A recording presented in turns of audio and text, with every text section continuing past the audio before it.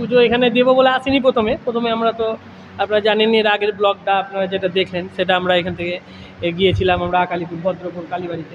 আকাশ জমিন পার্থক্য, খুবই সুন্দর লাগছে দেখতে। তো আমাদের খুবই ভালো লাগছে। মন্দিরের আশপাশটা আপনাকে একবার দেখাই। তো বন্ধুরা, আমরা এখন যাচ্ছি নলাটেশ্বরীতে, যেটা মা দুর্গার 51টি মহাপীঠের মধ্যে একটি মহাপীঠ। তো আমাদের দেখা হয়ে গেল পূজ্য কালীর মন্দির। এবার আমরা নলাটেশ্বরী যাব, আমি আর ভাই আবার আছি। অর্থাৎ আজকে যে পুরো দিনটা সেটা আমরা আজকে ঠিক করেছি যে বিভিন্ন ধরনের মন্দির দেখতেই আজকে আমি কাটাবো। আসলে এখানে প্রথমে কেউ যেতে চাইছিল না। প্রথম দিকে দু একজন টোটোওয়ালাকে আমরা জিজ্ঞেস করলাম, ওরা বলছে যে রেলগেটে নাকি প্রচণ্ড জ্যাম হয়।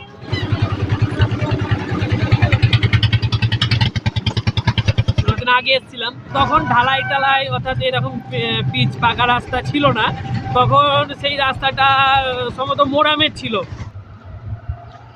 তো আমরা এইমাত্র টুকটুক থেকে নামলাম, এবার যাব নলাটেশ্বরী মন্দিরের ভিতরে। তো চলো, মন্দিরের ওপরে আসলে উঠতে দিচ্ছিল না, পা না ধোয়ার জন্য। তো আমরা পাশে পৌরসভার একটা পা ধোয়ার জায়গা করা ছিল, তো এখানে পা ধুলাম, দিয়ে এবার ওপরে উঠছি। আমি যখন এসেছিলাম তখন আজ থেকে প্রায় 13 থেকে 14 বছর আগে। তো তখন পরিবেশটা অন্যরকম ছিল, এতটা ভালো ছিল না। এই জায়গাটা পুরোটা ফাঁকা ছিল। অনেকদিন পরে এলাম, তো আমার ভালোই লাগছে এই যে জায়গাটা দিয়ে এরকম। তো আমরা আসলে পুজো এখানে দেবো বলে আসিনি। প্রথমে আমরা তো আপনারা জানেন, এর আগের ব্লগটা আপনারা যেটা দেখলেন সেটা আমরা এখান থেকে গিয়েছিলাম আমরা আকালিপুর, ভদ্রপুর কালীবাড়িতে। তো তারপরেই আমরা এখানে চলে এলাম। তো মন্দিরের উপরে উঠতে দিবেন না জানি না, চলুন যা যায় মন্দিরের উপরে। এই দেখুন, এটা হচ্ছে সেই মন্দির। আজ থেকে 13 বছর আগেকার মন্দির আর আজকের মন্দিরে আকাশ জমিন পার্থক্য। খুবই সুন্দর লাগছে দেখতে। তো আমাদের খুবই ভালো লাগছে। মন্দিরের আশপাশটা আপনাকে একবার দেখাই।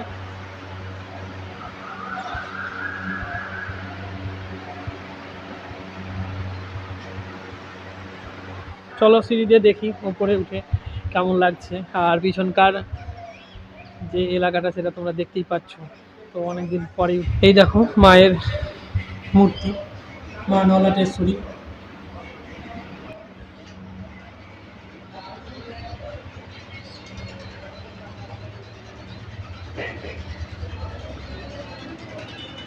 এটা হচ্ছে 51টি মহাপীঠের মধ্যে আরেকটি মহাপীঠ।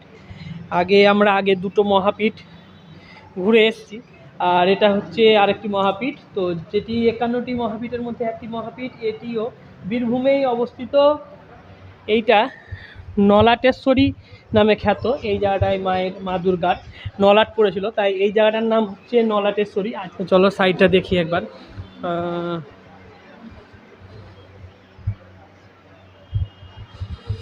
এটা হচ্ছে, এখানে গণেশ আছে। এখানে গণেশ যা পর্বতের উপরে উঠে আছে, তোমরা আমার পিছনটা দেখলেই জানতে পারবে। এই দেখো, আর এইখানে দেখো 3টে মূর্তি আছে। এটা হচ্ছে বামাখ্যাপা, আর মা শারদা, আর স্বামী বিবেকানন্দ। তো এখানে 3টে মূর্তি আছে। এখানে দেখো পাথরের মূর্তি এমনি করে রেখেছে। যাই, ঠাকুরের নামে একটু প্রণাম করে নিলাম। আর এটা খুবই সুন্দর দেখতে, আর নতুন করেছে। তো এইগুলো মনে হয় আগে ছিল না, আমি যখন এসেছিলাম আজ থেকে অনেকদিন আগে। তো আমার ভালো লাগছে। আর এই যে সামনের এলাকাটা, যেটাতে পুরো মন্দিরের যে প্রথমেই যে একটা চাতাল বলতে গেলে আছে, হরিসভা যেরকম করে তৈরি করা হয় সেইভাবেই তৈরি করে রেখেছে। আগে এই পুরো উঠানটা এখানে ফাঁকা ছিল, আর এখন এটা ঢেকে দেওয়া হয়েছে। আমি পরে আসছি, ভালো লাগছে দেখতে। খুব সুন্দর একটা পরিবেশ, শান্তশিষ্ট।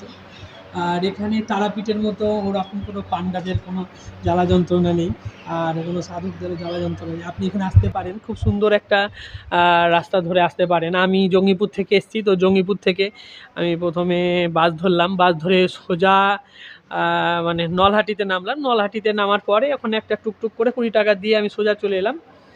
এখানে আমার মনে হয় যে অনেকে যে মায়ের মন্দিরে শুয়ে আছে, তাদের হয়তো কিছু আর্জি আছে মায়ের ওপরে। তো সেই সব আর্জিগুলো পূরণ করার জন্যই তারা আছে। তো যাই হোক, তাদের নিয়ে আমি আর আলোচনা করব না।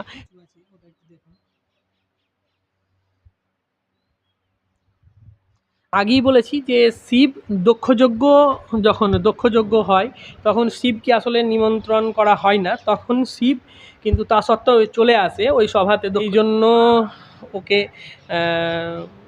দুর্গার বাবা খুবই অপমান করেন, এবং অপমান করার জন্য দুর্গা সেই অপমান সহ্য করতে না পেরে দেহত্যাগ করেন, এবং তারপরে শিব সেই মৃতদেহকে নিয়ে তাণ্ডব লীলা শুরু করে দেন।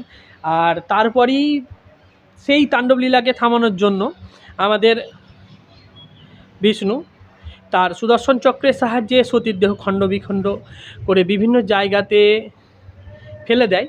আর তারই একটি অংশ, যেটি মায়ের নলাট অর্থাৎ গলা, সেই গলার একটা নালিটা এখানে পড়েছিল, তো সেহেতু এই জায়গাটার নাম হয়ে গেছে নলাটেশ্বরী।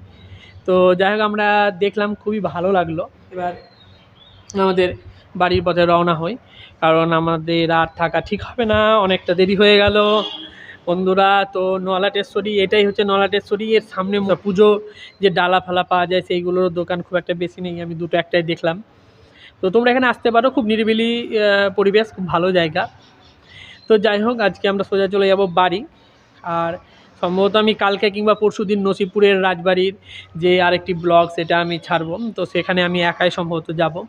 তো আজকের জন্য এতটাই, বাই বাই, দেখা হবে আবার অন্য কোনো দিন অন্য একটা ব্লগ নিয়ে।